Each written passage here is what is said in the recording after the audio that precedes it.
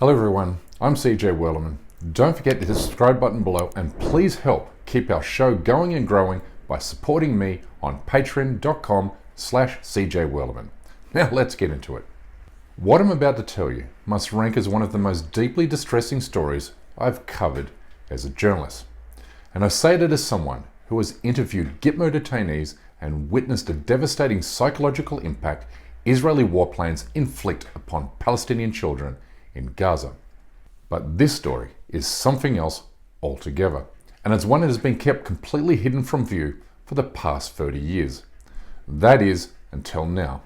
That is until a former US government official came forward recently to testify that wealthy Western tourists paid Bosnian Serb army forces for access to shoot Muslims in Sarajevo when the city was under siege during the early 1990s. Wait, let me say that again.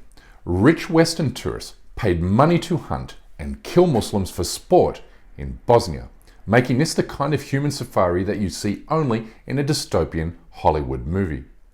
But the horror that happened in Bosnia was no screenplay.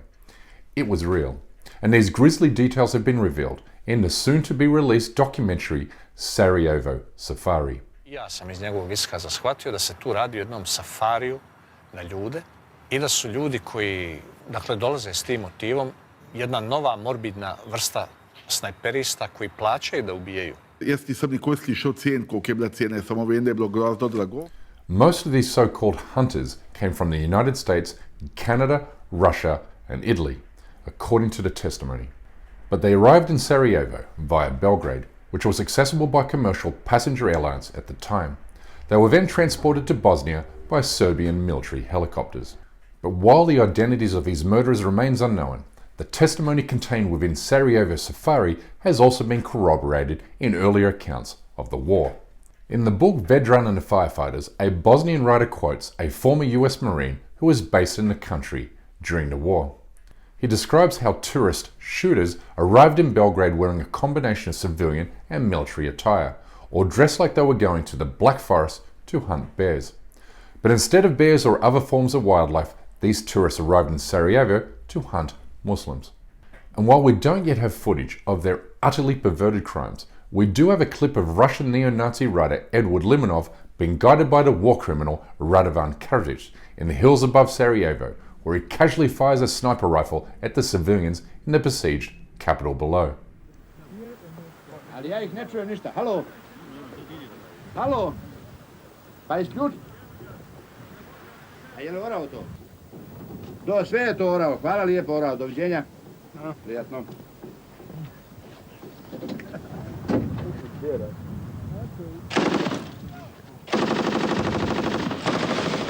He could have shot a child, a grandmother or somebody's parent. We will never know. But that coward fired a bullet directly into the line of civilians in the city. So what you just witnessed is exactly what other like-minded wealthy Western tourists paid huge sums of money to do against innocent civilians. Now please don't confuse these revelations for the foreign volunteers who travelled from Russia and Greece to join the ranks of Serb nationalist forces. What we're talking about here is wealthy tourists who paid money to shoot innocent civilians using high-powered sniper rifles while perched safely in the hillsides around Sarajevo. This was a straight-up turkey shoot, but one that played out for years, as Serbian snipers fired their rifles at any Bosniak civilian they could hit. Snipers corner Sarajevo as dangerous today as it has ever been. People taking a back road to work were open to sniper fire from Serbian positions in the hills. The siege of Sarajevo is acknowledged as the longest military siege in modern history, having spanned more than 1,400 days and killing 11,500 people, including 1,600 children. Like this 12-year-old boy who was shot in the head by a Serb sniper the moment he stepped outside to speak with his neighbour. Or this 13-year-old girl who was shot while playing outside with her friends. Now, while you and I might be rightly shocked and outraged by this distressing piece of history, it's important to keep in mind that the Muslim genocide in Bosnia has become a major source of inspiration for the international far right today. The terrorists who murdered 51 Muslim worshippers in Christchurch in 2019 wrote the names of Serb nationalist leaders on the weapon he used to carry out the massacre. And 8 years earlier, the terrorist who killed 77 students in Norway dedicated his manifesto to the perpetrators of the Srebrenica genocide. Today, Serb nationalists in Bosnia are weaponizing ethnic hatred once again and threatening separatism and a repeat of the 1995 genocide.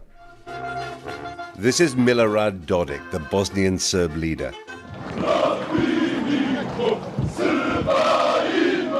In January, he led a parade through Banja Luka, his capital.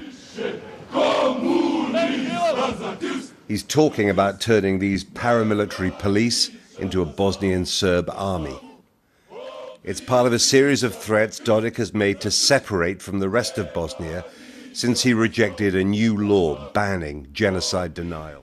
This is why there must be a full reckoning for the horrors that took place in Sarajevo 3 decades ago, which means holding all war criminals to account, including wealthy Western tourists who travelled to Bosnia to shoot Muslims for sport. But to date, not a single one of those human safari hunters has been identified or arrested.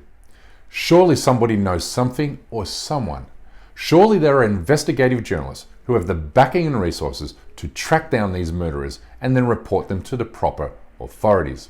There has to be passenger flight logs and other kinds of documents and other clues from that time to help identify these Muslim safari hunters.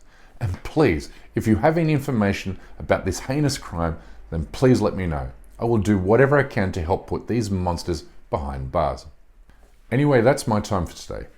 Please don't forget to subscribe to the channel, and we kindly ask you please support this endeavor by becoming a member of this show at patreon.com/CJWillerman. We can't produce, sustain and grow this show without your help, and we offer exclusive benefits to those who do. But for now, good night, good morning, wherever you are, and stay blessed.